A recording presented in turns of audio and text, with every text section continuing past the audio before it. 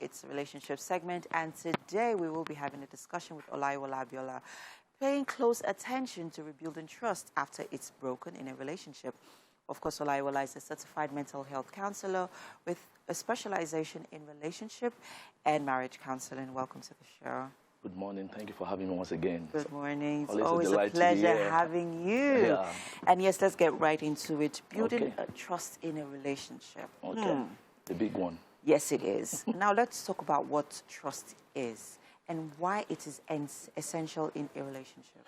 Well, trust is a major one. For any relationship to survive, trust must be in place. Now, trust is a firm belief or confidence in another person's character, strength of character, integrity, with the hope that the person will behave in the right way, that the person will not jeopardize your belief and confidence in him or her. Now, when we talk about why trust is important, trust is so important because, number one, it's one of the foundational pillars of any relationship that will stand the test of time. And the reason it's not far-fetched because now when we talk about trust, trust talked about the integrity of both parties or the person you're having the trust in. It talks about the ability of the person to be loyal, the loyalty. It talks about the fact that the person is open, openness, ability to communicate, to comfort, to be forthcoming with necessary information with the other party. Also talk about consistency. So it's not just enough to be reliable. You must be seen to be consistent. And also talks about predictability. Now, when you remove all these things out of a relationship, what you have is better imagined. So without trust, you can't have the principle of exclusivity in relationship preserved because, especially in a monogamous relationship, exclusivity is at the very heart of that relationship. So when trust is not there, exclusivity will be jeopardized. And at the same time, trust makes you to be vulnerable to the other party. And it's also enable you to know that the person will act in your best interest at any point in time. Will protect you. It will protect your interest in whatever situation. So if you look at all these things, it's very, very important that trust should be in place in any relationship. Wow, you have actually outlined a few things which I think is very critical in a relationship. Now let's get to why it's important in a relationship. Why should that foundation of trust be there for a relationship to thrive? Okay. Now, it's important, just as I rightly said the other time, it's important because, for example, trust makes you to be vulnerable. So without trust, safety, you won't feel safe in the hand of the other party. Okay. Now, we're in a world of competing realities. Hardly will you go out, even when you are married, you still see someone trying to hook up with you and things like that. So, and for a lady, for example, I don't want to put this gender thing into it, but it's important. But for a woman, for example, certainty and reliability is key. Now, because in her man. In her man, so it's very, very important. So when a man is not seen to be reliable, to be consistent, and to work for the interest of the lady, then that will not create it will create a sense of lack of safety. Now, because relationship also make us vulnerable to each other, so you want to be sure that the person you are vulnerable to is somebody that is going to protect your interest, and openness, coming forth with the necessary information. Now, when we talk about breaking of trust, I know at the peak of it is issue of infidelity, but there are other issues like holding information, like not being open, for example, issue of finance and money and things like that. So apart from infidelity, there are other areas people can be can come out as someone that's not trustworthy. Okay. Now that you have actually, gone into, I was going to ask you what are the things that would make one lose trust, which you have highlighted some now. Okay. Now let's get to the point of rebuilding that trust. Okay. In a case where you're in this relationship where trust is broken, how do you rebuild it? First of all, I need to establish here that we are humans. We have the tendency to err. And that does not justify being untrustworthy, because it's also a matter of character. So first and first, we must understand that we are humans, but at the same time, it does not justify not to be trustworthy. The first thing I believe one should do is to look back. Why has this particular issue happened? What prompted it? What are the things that precipitated the event? Because in the heat of the emotion of being found untrust, to have broken one's trust, there's every likelihood not to look into those things. But when a situation like that happens, it gives you an opportunity for an introspection, so to say. So you want to sit down and look at, this is not justifying the heart of whether infidelity or not being trustworthy, no. Yeah. But it's to look at it, okay, what exactly happened? At times people do things that come across as being untrustworthy because they are trying to protect you. the other party. Now, it may not be justified at I the don't end understand. of the day. Okay.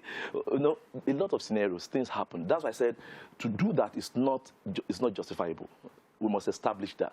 But at times people do things, they may probably be in a particular circumstance that they predispose them to something ordinarily they won't want to do. But there's another situation of people that have what they call maladjusted character, that they are serial cheaters, it's a different ball game entirely. Exactly. It's a different ball game. Now, that has to do with a lot of, so we want to sit down, what exactly is the issue? So is it a one-off thing? Maybe he was under pressure. He was under a situation that's beyond his control. At that point in time, he or she was not thinking right. I get me. Things do happen. We are human. We are vulnerable to things. But it does not justify the fact that being untrustworthy is a good thing.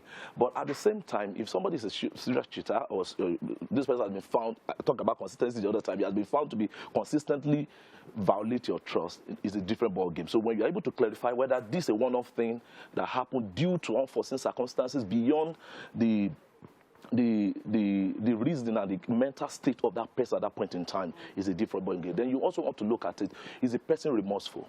Is the person genuinely remorseful for probably breaking your heart? Because when trust is broken, it affects us. And what happens is that it creates a kind of grief, because grief is a natural response to a loss. So especially when it comes to infidelity, what happens is that you create a scenario, the closest thing to it is the loss of a child. Scientifically proven, it has been researched that when trust is broken, especially with infidelity, the closest thing to it is like what you feel when you've just lost a child.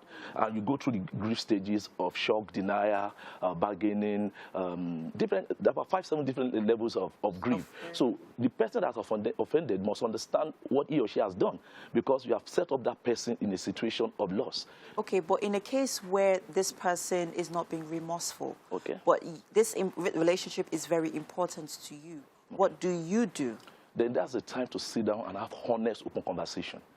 At times, couples may not be able to sort it out themselves. They may need to consult a counselor or a therapist to sit down. Because sometimes people have trust issues or are just untrustworthy because of their background. They've been raised in an environment where they do not say anything bad. To them, it's a normal way of life. This life now, if you don't cheat them, they'll cheat you. So these are issues of maladjusted character. At times, people also have trust issues too. That it's not because the other party is also not trustworthy. It's because you, as a person, you're guiding your heart so much. You've gone to, for example, somebody have undergone in sexual relationship, been violated by a close relationship, or maybe a mentor violated your trust, or a close friend has wounded you before, or your father or your mother have done something so terrible to you before. So you find it difficult to trust other relationships that are not as close as those ones. So it is understandable when people are like that. So at times people are not just, they're having personal trust issues. Okay. So they find it difficult to trust others. All right. So I see that we've been focusing too much on the person that needs to rebuild their trust for their partner. What role should their partner, the one who has, broken this trust, do in this situation? Number one, he needs to show that he or she is remorseful, that genuinely, I'm sorry. You need to communicate it. You need to come clean. You need to be transparent. Then number two, he or she needs to understand with the other party. Look, this person for some time is going to be paranoid. It has been found through studies that infidelity, for example, when you cheat on your partner, it takes an average of 18 to 24 months to get over it.